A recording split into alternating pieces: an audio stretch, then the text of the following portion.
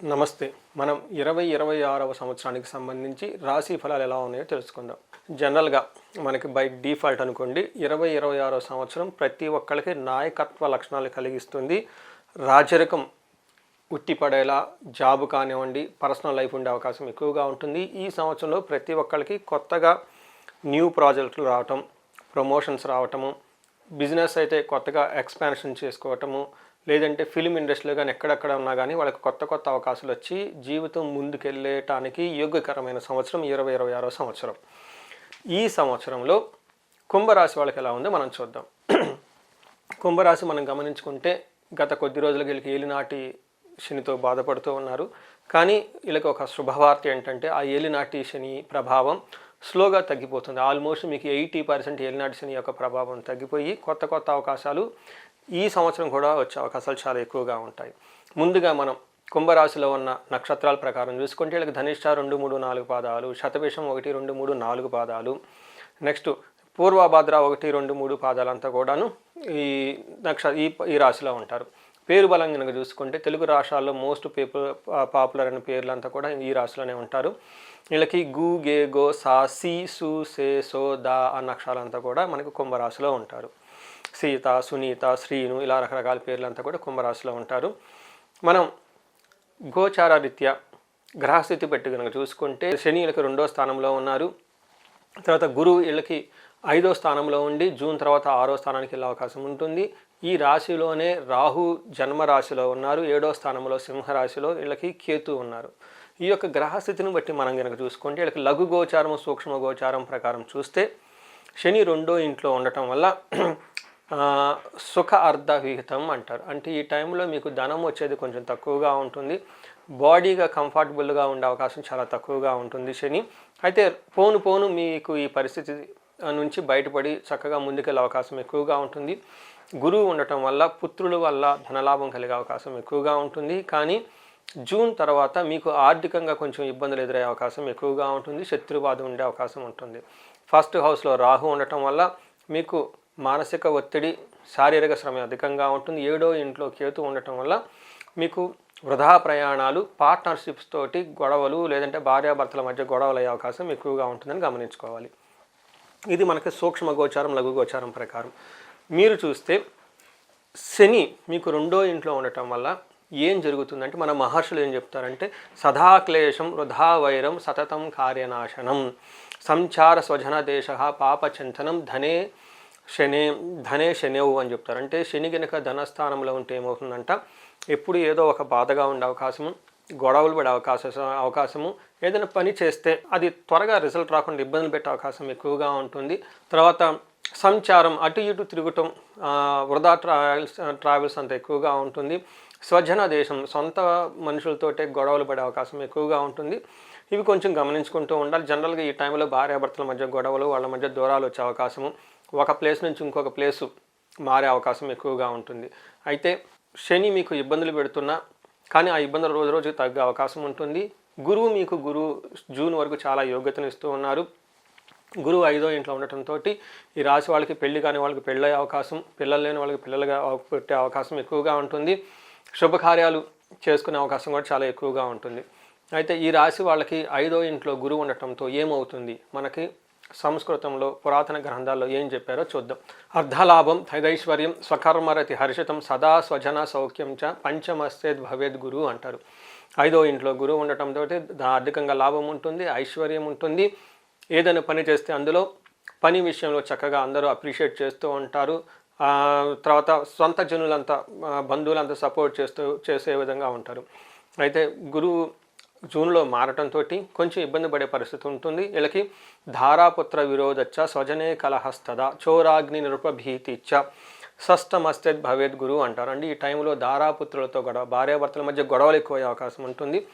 సొంత జనాలే గొడవలు పడే అవకాశం ఎక్కువగా ఉంటుంది. చోరాగ్ని నృపభీతిచ్చ, ఈ టైంలో అగ్ని ప్రమాదాలు జరిగాయి, దొంగతనాలు జరిగే అవకాశం ఎక్కువగా ఉంటుంది. కొంచెం జాగ్రత్తగా గమనించుకొని ఉండటం ఎంతైనా ముఖ్యం. ఎందుకంటే ఆల్రెడీ మీరు ఆర్థిక ఇబ్బందులతో బాధపడుతూ ఉన్నారు.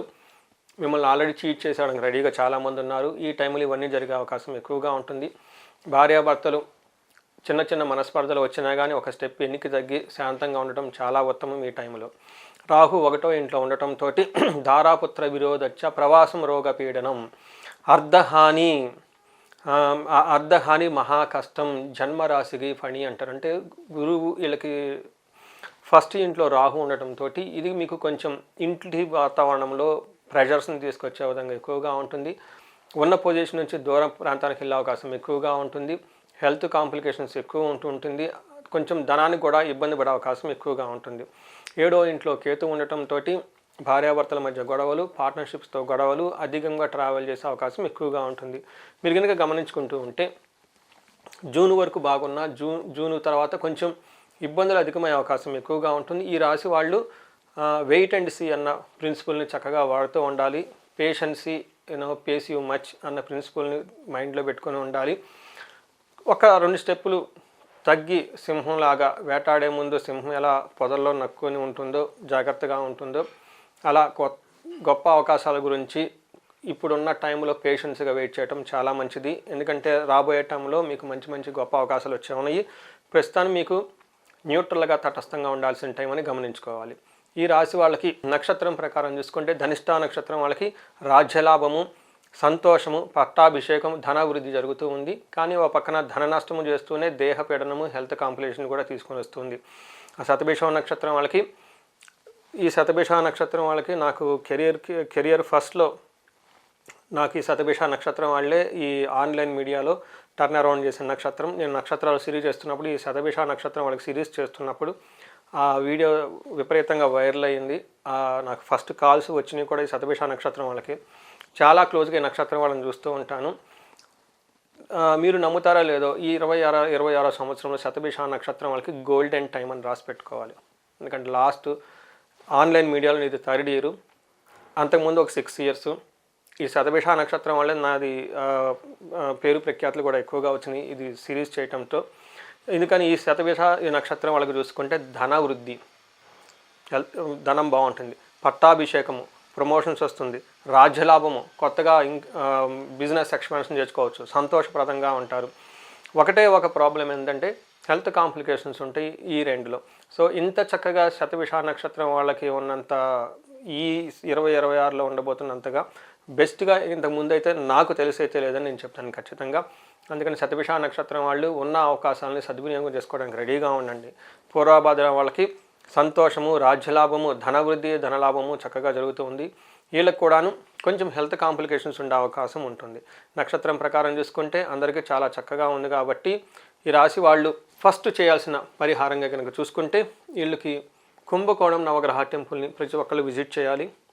లేని పక్షంలో అట్లీస్ట్ తిరునల్లారుని విజిట్ చేసి అక్కడ శనికి తైలాభిషేకం చేసుకోవడం చాలా ఇంపార్టెంట్. ఇండివిజువల్గా ఈ రాశి వాళ్ళకి ఎవరైనా కనుక బిజినెస్లో సరిగ్గా గ్రోత్ లేకపోతూ ఉంటే ఈ శని ప్రభావం చేత కానీ ఉండి తర్వాత గురు ప్రభావం చేత కానీ స్వర్ణలక్ష్మి విశేష హోమం చేయించుకుంటే ధన ప్రవాహం వచ్చేస్తుంది. కుబేరు పాశుపతం లేదా మహాలక్ష్మి విశేష హోమం చేయించుకుంటే ధన ప్రవాహం మీకు ఆటోమేటిక్గా వస్తుంది, ఎక్కడ బ్లాక్ లేకుండా ఎక్కడ ఆగిపోకుండా. ఇవి కాకుండా మీకు వీళ్ళని ఎక్కువసార్లు చండీ పారాయణము, చండీ హోమం చేయించుకోవడం చాలా ఉత్తమం. శ్రీలశైలన్నీ ప్రతి ఒక్కళ్ళు దర్శనం చేసుకోవాలి. వీళ్ళని ఎక్కువసార్లు తిరుగుతూ ఉండాలి. ఇంకొకటి ఈ రాశి వాళ్ళు యోగా చేయటం, మెడిటేషన్ చేయటం చాలా ఇంపార్టెంట్. అంతో పాటు మీరు సేవ చేయటం చాలా చాలా ఇంపార్టెంట్. గురువులకి తర్వాత వృద్ధులకి ఈ టైంలో మీరు ఎక్కువగా ఇక్కడ కనుక టైం స్పెండ్ చేస్తూ ఉంటే మీకున్న దోషాలన్నీ పోయేసి నెక్స్ట్ ఫ్యూచర్లో రాబోయే గొప్ప గొప్ప ప్లానెటరీ కాంబినేషన్ని మీరు ఎన్కాష్మెంట్ చేసుకునే అవకాశం ఎంతైనా ఉంటుంది. ఇంకా ఎవరైనా భార్యాభర్తల మధ్య సరైన అన్యోన్యత లేకుండా ఉంటే వీళ్ళు విశ్వావసు గంధర్వరాజు హోమము, భార్యాభర్తల కోసం అన్యోన్య దాంపత్య పాశుపత అభిషేకము హోమం చేసుకోవటం. ఇంకా ఎవరైనా కానీ హెల్త్ కాంప్లికేషన్స్ బాధపడుతూ ఉంటే అమృత మృత్యుంజయ